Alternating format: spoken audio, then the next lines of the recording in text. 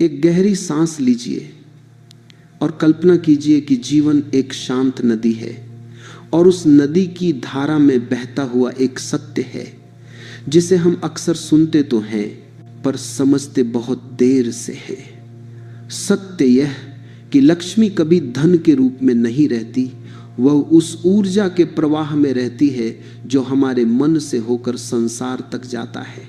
जब मन शांत, स्वच्छ और संतुलित होता है तब यह ऊर्जा सहज बहती है। लेकिन जब मन में तनाव, अव्यवस्था और उलझन जमा होने लगे तब वही ऊर्जा रुक जाती है, और जिस दिन ऊर्जा रुक जाए उस दिन संसार का सबसे बड़ा धन भी हमारे जीवन में टिक नहीं पाता। बहुत लोग कहते हैं कि उनके पास पैसा आता तो है लेकिन ठहरता नहीं, वह आते ही किसी न किसी तरह हाथों से फिसल जाता है। कोई बीमारी, कोई विवाद, कोई गलती, कोई अचानक खर्च। ऐसा क्यों होता है? क्योंकि धन स्वयं कोई ठोस वस्तु नहीं है, वह तो ऊर्जा का एक रूप है, और ऊर्जा वहां नहीं रहती जहां मन की नदी गंदी, अशांत और भरी हुई हो। ऊर्जा को प्रवाह चाहिए, और प्रवाह तभी होता है जब भीतर जगह होती है, सन्नाटा होता है, संतुलन होता है। पुरानी कथाओं में एक प्रसंग मिलता है कि समुद्र मंथन से जब देवियों और दिव्य वस्तुएं निकली तब लक्ष्मी प्रकट हुई।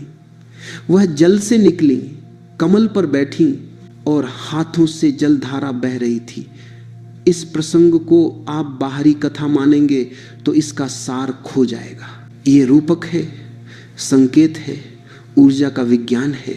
लक्ष्मी का समुद्र से प्रकट होना यह बताता है कि समृद्धि गहराई से आती है, सतह से नहीं।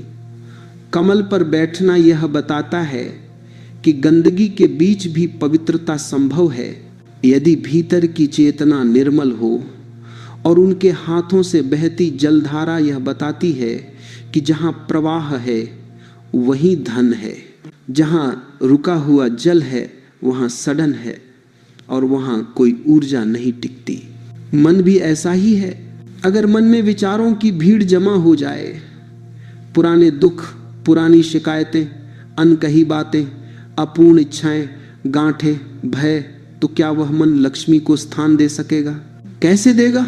वह तो पहले से भरा हुआ है। एक व्यापारी था, उसका घर हमेशा अव्यवस्थित रहता था, मन हमेशा तनाव में डूबा रहता था। दुकान बहुत थी, साधन बहुत थे, पर पैसा रुकता नहीं था। हर महीने कभी बीमारी, कभी झगड़ा, कभी कोई नुकसान हो जाता। एक दिन उसने किसी ज्ञानी से पूछा कि ऐसी कौन सी कमी है कि धन टिक ही नहीं पाता। ज्ञानी मुस्कुराए और बोले, तुम्हारे पास धन की कमी नहीं है, प्रवाह की कमी है। जहां मन बिखरा हो वहां लक्ष्मी कैसे टिकेगी? व्यापारी ने सोचा कि यह कोई साधु की भाषा है, पर जब उसने अपनी दिनचर्या देखी उसने पाया कि उसके घर में गुस्सा बहुत था, बातचीत में कटुता थी, मन में बेचैनी थी। वह जो भी करता था जल्दबाजी में करता था, कभी शांत बैठकर खुद को देखने का समय ही नहीं था। उसने धीरे धीरे अपने जीवन को व्यवस्थित करना शुरू किया, मन को शांत करने लगा, घर को साफ रखने लगा, रिश्तों में नम्रता लाने लगा। कुछ ही महीनों में उसका व्यापार बढ़ने लगा और धन पहली बार उसके जीवन में रुकने लगा। यह कोई चमत्कार नहीं था, यह ऊर्जा का सरल नियम था। लक्ष्मी की उपस्थिति स्वच्छ, शांत और संतुलित मन में होती है। आपने कभी देखा है कि एक व्यक्ति के पास कम साधन होते हुए भी वह सुख और सहजता से जी लेता है, और दूसरा व्यक्ति चाहे कितना भी कमाए बेचैन रहता है। पहले व्यक्ति में प्रवाह है, दूसरे व्यक्ति में अवरोध है। जब आपका मन स्वच्छ होता है तो भीतर एक प्रकार की सुगंध फैलती है, एक प्रकार का सौंदर्य जन्म लेता है। यह बाहरी सजावट का सौंदर्य नहीं है, यह भीतर का सौंदर्य है, सरलता का, पवित्रता का, संतुलन का। यही सौंदर्य लक्ष्मी को आकर्षित करता है, यही सौंदर्य समृद्धि को बुलाता है। लक्ष्मी का संबंध सौंदर्य और सामंजस्य से है, और यह सौंदर्य मन से शुरू होता है। मन की अव्यवस्था जीवन में अवरोध बनाती है। उदाहरण के तौर पर, अगर आपका कमरा बहुत बिखरा हुआ हो तो क्या आप वहां शांत बैठ सकते हैं? क्या आप वहां ध्यान लगा सकते हैं? क्या आप वहां साफ सोच सकते हैं? नहीं।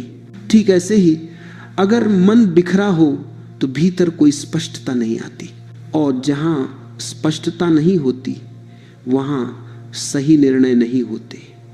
जहां सही निर्णय नहीं होते वहां धन नहीं टिकता। लक्ष्मी सिर्फ धन नहीं देती, वो मन की अवस्था भी बदलती है, और मन की अवस्था ही आपके जीवन का परिणाम बनती है।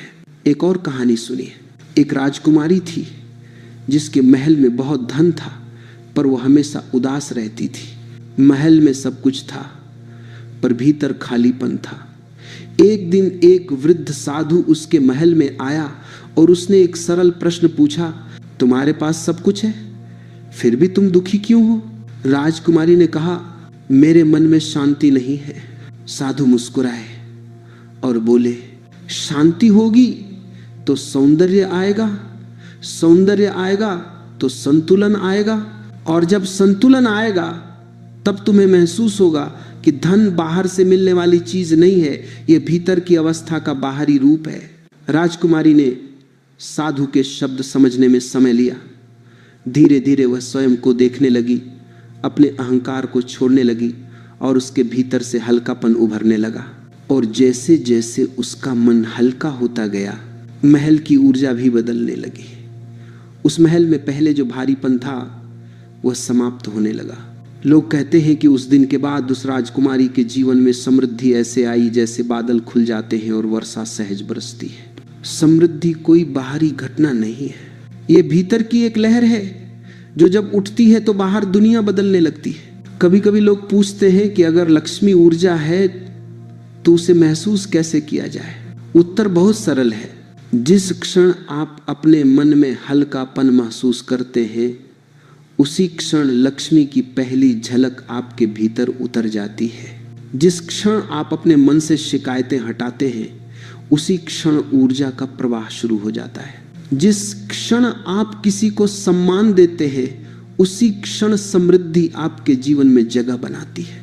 लक्ष्मी का संबंध बहुत गहरा है, सौंदर्य से, शांति से, संतुलन से और स्वच्छता से। और ये सब बाहर से नहीं आता, ये सब भीतर से उपजता है। आप अपने जीवन को देखिए, जब भी आप खुश होते हैं, शांत होते हैं, संतुलित होते हैं, तब अवसर आपके पास आते हैं, लोग आपकी ओर आकर्षित होते हैं, दुनिया खुली लगती है। और फिर कभी वही दिन आते हैं जब मन भारी हो जाता है और अवसर भी दूर चले जाते हैं। ये कोई जादू नहीं है, ये ऊर्जा का नियम है। और यही नियम बताता है कि जहां प्रवाह है वहां लक्ष्मी है। मन का प्रवाह जितना सरल दिखाई देता है उतना होता नहीं। बाहर की दुनिया में नदी को रोकने के लिए बांध चाहिए, पर भीतर की दुनिया में ऊर्जा को रोकने के लिए कोई ठोस दीवार नहीं चाहिए। केवल एक विचार, एक भय, एक दुख, एक पुराने समय की स्मृति ही काफी है। और जब ये हल्की सी रुकावट मन में पैदा होती है, तब वही रुकावट धन के प्रवाह में भी उतर आती है। लोग कहते हैं कि अवसर कम है, समय खराब है, भाग्य सो रहा है, पर उन्होंने यह नहीं देखा कि पहले उनके मन ने ही बहने से इनकार किया, फिर दुनिया ने भी उन्हें बहाव से बाहर कर दिया। ऊर्जा का अवरोध हमेशा भीतर से शुरू होता है। कभी दोष बाहर का नहीं होता, कभी रुकावट बाहर की नहीं होती, कभी कमी संसार की नहीं होती। कमी बस उस प्रवाह की होती है जो मन में स्वाभाविक रूप से बहना चाहिए था। कहते हैं कि जब समुद्र मंथन हुआ तो अमृत तब निकला जब दोनों पक्षों ने मिलकर रस्सी खींची। न देव अकेले मंथन कर पाए, न असुर।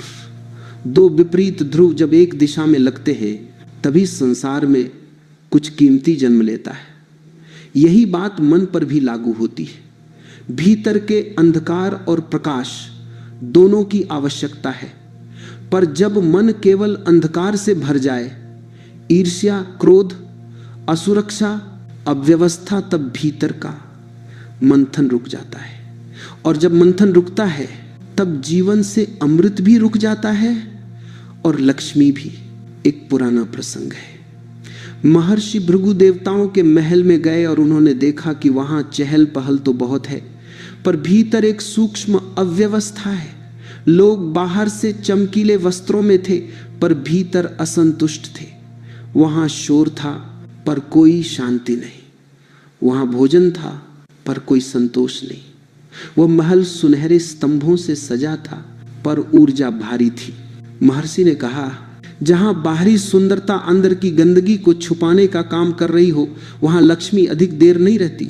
और सच यही है, ऊर्जा अव्यवस्था से डरती है, ऊर्जा शोर से दूर भागती है, ऊर्जा बिना कारण की जल्दी, बिना दिशा की मेहनत, बिना प्रेम के संबंधों को सहन नहीं कर पाती।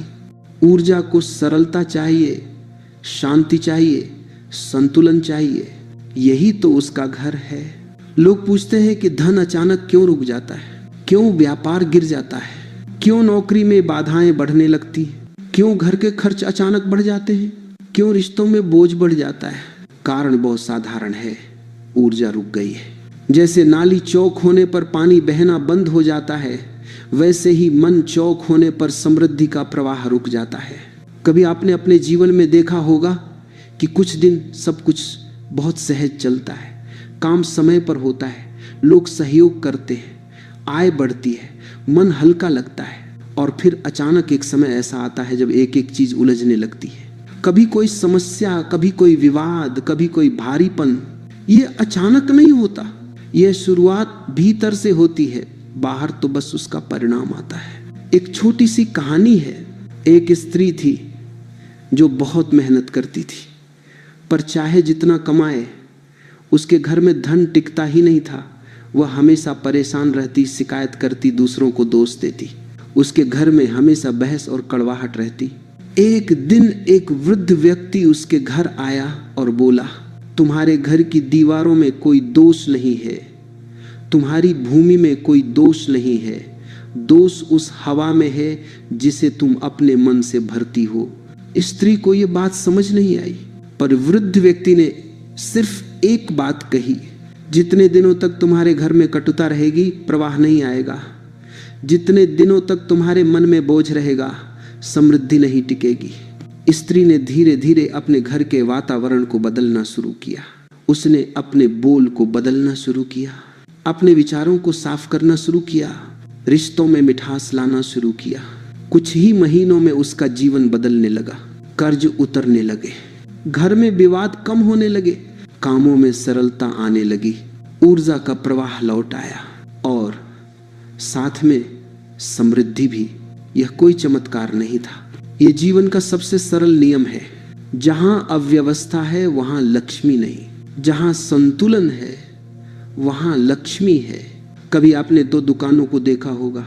एक दुकान में सामान का ढेर लगा होता है, गंध फैली होती है, मालिक चिड़चिड़ा होता है। दूसरी दुकान में व्यवस्था होती है, साफ सफाई होती है, मालिक मुस्कुराता है। कौन सी दुकान अधिक चलती है? कौन सी दुकान लोगों को आकर्षित करती है? कौन सी दुकान में धन का प्रवाह बना रहता है? उत्तर सरल है, ऊर्जा की दुकान ही चलती है। और ऊर्जा वहां होती है जहां सौंदर्य और संतुलन हो। सौंदर्य का अर्थ यह नहीं कि दीवारें रंगीन हो, सौंदर्य का अर्थ यह है कि भीतर कोई टकराव न हो। सौंदर्य का अर्थ यह है कि मन में सामंजस्य हो। सौंदर्य का अर्थ यह है कि विचारों में स्पष्टता हो। यही सौंदर्य समृद्धि को बुलाता है, यही सौंदर्य लक्ष्मी को स्थिर करता है, यही सौंदर्य जीवन को सहज बनाता है। कभी कभी लोग पूछते हैं कि क्या धन केवल सुंदर घरों और बड़े शहरों में आता है? नहीं, धन वहां आता है जहां ऊर्जा सहज होती है। किसी गांव की छोटी सी झोपड़ी में भी लक्ष्मी टिक सकती है यदि वहां मन का संतुलन हो, प्रेम हो, शांति हो। और किसी महल में भी लक्ष्मी नहीं टिक सकती यदि वहां तनाव, शिकायत और भारीपन हो। ऊर्जा अवरोध का सबसे बड़ा कारण भय है। भय मन को जकड़ लेता है, जैसे किसी नदी को पत्थर अटका दे। भय भविष्य का, भय असफलता का, भय हानि का। और जैसे ही भय मन को पकड़ता है, प्रवाह समाप्त हो जाता है। भय में लिया गया निर्णय कभी समृद्धि की ओर नहीं ले जाता। भय केवल कमी पैदा करता है और कमी का भाव ही गरीब बना देता है, चाहे धन कितना भी हो। धन का प्रवाह इस बात पर निर्भर नहीं करता कि आप कितना कमाते हैं। धन का प्रवाह इस बात पर निर्भर करता है कि आप कितना बहने देते, कितना खुला रहने देते, कितना हल्का रखते हैं अपने भीतर को। जब मन भारी होता है तो लक्ष्मी को प्रवेश द्वार नहीं मिलता। जब मन साफ होता है तो ऊर्जा स्वयं चलकर आती है। जीवन में एक बात हमेशा याद रखनी चाहिए, समृद्धि कोई बाहरी घटना नहीं है, यह भीतर की अवस्था है। और मन की अवस्था यह तय करती है कि आपका बाहरी संसार कैसा दिखेगा। जब मन में अव्यवस्था होती है तब व्यक्ति हर चीज में उलझाव देखता है। जब मन शांत होता है तब वही चीजें सरल लगने लगती हैं। यही अंतर लक्ष्मी को आने या न आने का कारण बनता है। कभी कभी मन इतना भर जाता है कि व्यक्ति खुद नहीं समझ पाता कि वह किन चीजों को पकड़े बैठा है। कुछ पुराने दर्द, कुछ रिश्तों की चोटें, कुछ अनकही बातें, कुछ उम्मीदें जो टूट गई, ये सब मन की परतों में धूल की तरह चिपक जाती हैं। शुरुआत में हल्की लगती हैं पर धीरे धीरे इतनी मोटी हो जाती है कि भीतर का प्रकाश ही दिखाई देना बंद हो जाता है। और जब भीतर का प्रकाश मंद पड़ जाता है तब समृद्धि का रास्ता भी अंधेरा हो जाता है। यही वह जगह है जहां नकारात्मकता लक्ष्मी को दूर कर देती है। लोग कहते हैं कि नकारात्मकता एक भावना है, पर यह केवल भावना नहीं है, यह एक धुआं है जो मन के कमरे को इतना भर देता है कि वहां कोई सुंदरता टिक ही नहीं सकती। कल्पना कीजिए कि आपने किसी छोटे कमरे में धूप बत्ती जलाई है और फिर उसमें धुआं भर दिया। क्या वह सुगंध टिक पाएगी? नहीं, वह तुरंत गायब हो जाएगी। उसी तरह लक्ष्मी वहां नहीं रुकती जहां मन का वातावरण धुएं से भरा हो। धुएं का नाम है शिकायत, भय, ईर्ष्या, कटुता, पीड़ित होने की आदत। ईर्ष्या सबसे बड़ा विष है। ईर्ष्या व्यक्ति की ऊर्जा को पहले अंदर से तोड़ती है। वह अपने को किसी और से कम समझने लगता है। तुलना धीरे धीरे मन को खोखला कर देती है। तुलना से उत्पन्न पीड़ा व्यक्ति को अपने ही कदमों को कमजोर करने लगती है। लक्ष्मी तुलना की भाषा नहीं समझती, वह केवल कृतज्ञता की भाषा समझती है। जहां तुलना है वहां कमी है, जहां कृतज्ञता है वहां पूर्णता है। एक बार देवताओं और असुरों के बीच एक बहुत सुंदर कहानी कही जाती है। जब लक्ष्मी पृथ्वी पर उतरती थी तो उनके साथ एक और देवी उतरती थी जिसे लोग अलक्ष्मी के नाम से जानते हैं। उनका स्वरूप लक्ष्मी के विपरीत था। जहां लक्ष्मी शांति, सुंदरता और प्रकाश का प्रतीक थी, वहीं अलक्ष्मी अव्यवस्था, शोर और कटुता का प्रतीक थी। कहा जाता है कि अलक्ष्मी हमेशा पहले उस घर में प्रवेश करती है जहां झगड़ा होता है, जहां अपशब्द बोले जाते हैं, जहां एक दूसरे की निंदा होती है, जहां तनाव और अविश्वास का मौसम हो। और जब अलक्ष्मी प्रवेश करती है तो लक्ष्मी स्वयं दूर हो जाती है। ये दो बहनों की कहानी नहीं है, ये ऊर्जा का विज्ञान है। कभी ध्यान से देखिए, जहां लोग एक दूसरे पर चिल्लाते हैं, जहां रिश्तों में सम्मान नहीं होता, वहां धन टिकता ही नहीं। क्यों? क्योंकि धन एक सूक्ष्म ऊर्जा है, वो भारी स्थान में नहीं ठहरती। जहां मन भारी हो वहां समृद्धि हमेशा हल्की हो जाती है। एक और बात समझिए, कटुता का भाव केवल व्यक्ति को अंदर से नहीं जलाता, वह उसके आसपास का वातावरण भी भारी कर देता है। जब आप किसी बात पर भीतर ही भीतर क्रोधित होते हैं तब आपकी ऊर्जा सिकुड़ जाती है, और सिकुड़ी हुई ऊर्जा किसी को आकर्षित नहीं करती, न अवसर को, न समृद्धि को, न प्रेम को। समृद्धि वहां आती है जहां ऊर्जा खुली हो, जहां मन विस्तृत हो, जहां भीतर कोई जकड़न न हो। एक युवक की कहानी है। वह दिन रात शिकायत करता था, मेरे पास पैसा नहीं टिकता, लोग मेरी कद्र नहीं करते, मेरा काम नहीं बढ़ता। एक साधु ने उससे पूछा, तुम शिकायत क्यों करते हो? युवक बोला, क्योंकि मेरे जीवन में सब गलत हो रहा है, साधु हंसे और बोले, यही गलती है, तुम शिकायत को कारण मानते हो जबकि शिकायत ही परिणाम है। तुम्हारे भीतर एक ऐसी लहर चल रही है जो केवल कमी देखती है। जब तुम कमी देखते हो तो धन कैसे आए? जिसे तुम कमी कहते हो वही तुम्हारे भीतर का अंधकार है, और अंधकार में लक्ष्मी नहीं रुकती। युवक को बात समझ नहीं आई, लेकिन साधु ने एक छोटा सा प्रयोग करने को कहा। 1 सप्ताह तक किसी भी बात की शिकायत मत करना, न मन में न शब्दों में। पहले दिन युवक ने पाया कि वह आधे से अधिक समय शिकायतों में डूबा रहता था। ट्रैफिक की शिकायत, घर वालों की शिकायत, पढ़ाई की शिकायत, मौसम की शिकायत। तीसरे दिन उसे लगा कि उसका मन हल्का होने लगा है। 7वें दिन उसे पहली बार लगा कि जीवन बदला नहीं था, उसकी दृष्टि बदली थी। और जैसे ही उसकी दृष्टि बदली, वैसे ही छोटी छोटी चीजें उसके पक्ष में होने लगी। नकारात्मकता केवल मन को नहीं खाती, वह भविष्य को भी खा जाती है, क्योंकि भविष्य उसी दिशा में जाता है जहां वर्तमान की ऊर्जा उसे ले जाती है। अगर वर्तमान की ऊर्जा भारी है तो भविष्य भी भारी बन जाता है। अगर वर्तमान का मन शांत है तो भविष्य भी प्रकाश से भर जाता है। मन की पवित्रता का अर्थ यह नहीं कि कोई धार्मिक कर्म कांड किया जाए। मन की पवित्रता का अर्थ है मन का साफ होना, विचारों का स्पष्ट होना, भावनाओं का हल्का होना, किसी के प्रति कटुता न रखना, किसी की बुराई न चाहना, किसी की प्रगति देखकर जलना नहीं। पवित्र मन वही है जो अपने भीतर की धूल को पहचान ले, जो हर दिन अपने भीतर की खिड़कियां खोल दे ताकि प्रकाश आ सके। समृद्धि का सीधा संबंध पवित्रता से है। पवित्र मन सही निर्णय लेता है। सही निर्णय सही अवसर लाते हैं, सही अवसर सही दिशा देते हैं, और सही दिशा व्यक्ति को उस जगह पहुंचा देती है जहां धन एक स्वाभाविक परिणाम बन जाता है। एक और छोटा उदाहरण समझिए। 2 मित्र थे, दोनों मेहनती थे, दोनों बुद्धिमान थे, फिर भी एक बहुत आगे निकल गया और दूसरा वहीं का वहीं रहा। जो आगे बढ़ा उसके भीतर कृतज्ञता थी,